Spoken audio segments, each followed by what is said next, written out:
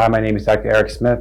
I'm a specialist in medical cannabis. Can cannabis help you sleep? Yes, it can help you sleep.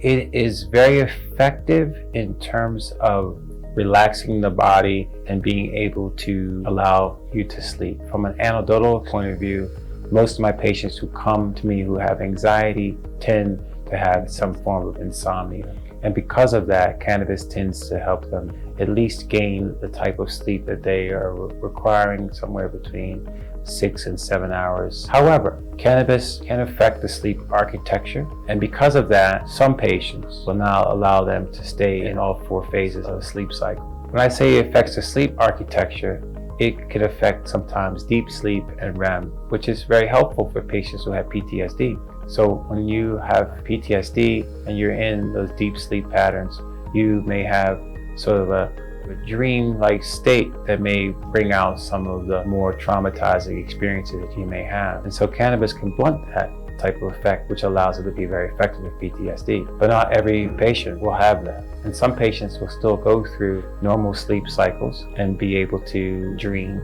and be on cannabis. I find it depends on the patient, and also it may depend upon the type of chemovar that they're using. To answer the question, does cannabis help you sleep? Yes, it does help you sleep. But many sleep specialists don't recommend cannabis for sleep because of the concerns for the sleep architecture. But I can tell you, if you're dealing with anxiety, irritability, what most patients have in terms of, say, more of our new age environment where we have electronics and we have bright lights and blue lights and things like that, these effects that stimulate the brain, cannabis can help down-regulate that and allow you to be able to sleep in this modern environment. It would be better to be out in a place without blue lights. I encourage everybody to do so, to go out in the wilderness somewhere and camp and be able to experience life without those types of things. You may find it may help reset your receptors, be able to help improve your melatonin response, and be able to allow you to maybe sleep better. But for the modern patient who is dealing with the life struggles and all the other types of distractions that are available, cannabis can really help significantly in terms of improving sleep. So I still encourage patients to do all of the above, and I ask them to use cannabis if they aren't sleeping, or if they do have significant anxiety, irritability, and different things that will preclude them from having a good night's sleep.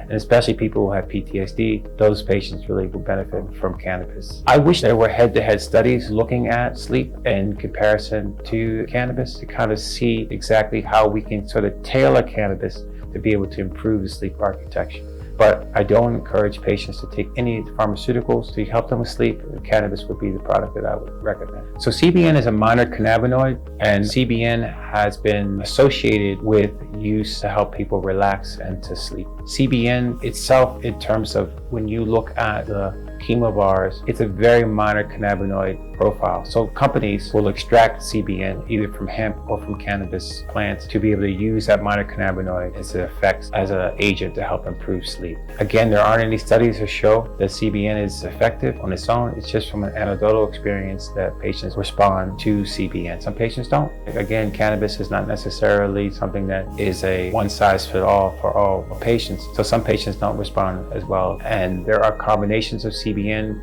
with THC products, a combination of CBN with melatonin products, there's combinations of all 3 to help patients. There are combinations of all kinds of different types of chemovars. But CBN has been shown in very limited studies that it helps improve sleep.